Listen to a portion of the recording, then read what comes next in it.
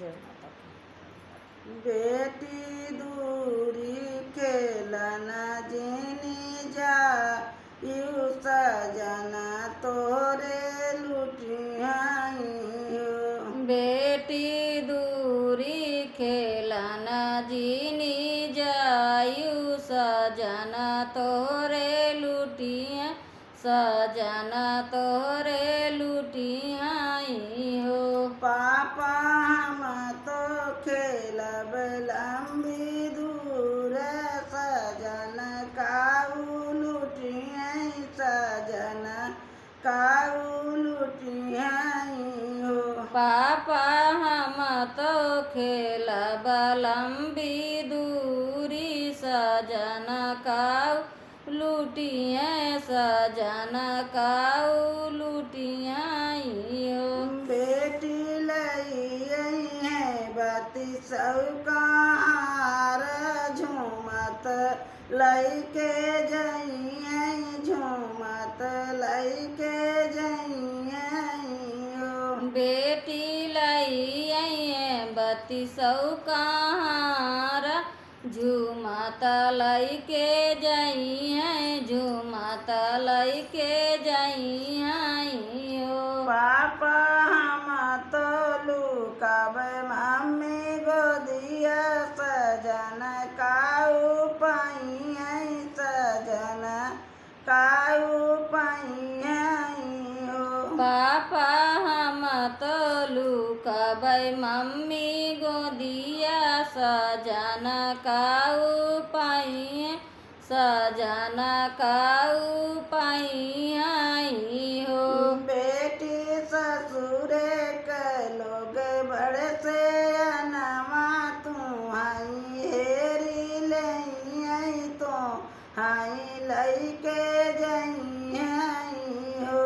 बेटी ससुरे कई लोग बड़साया नवा तुहाई हेरी लई तुहाई लई के जइए हो। ओ बेटी दूरी खेलन जिनी जायु सजन तोरे आई हो। बेटी दूरी खेलन जिनी जायु सजन तोरे अइहे सजन तोरे अइहे ओ चाचा हम तो खेलब चाची गोदिया सजन नाई पाइए सजन नाई पाइए हो। चाचा हम तो खेलब चाची गोदिया सजन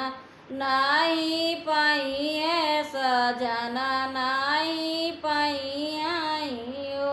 बेटी ससुरे के लोग बड़े चतुरवा तू आई हेरी लई है झूमत लई के जइए हो।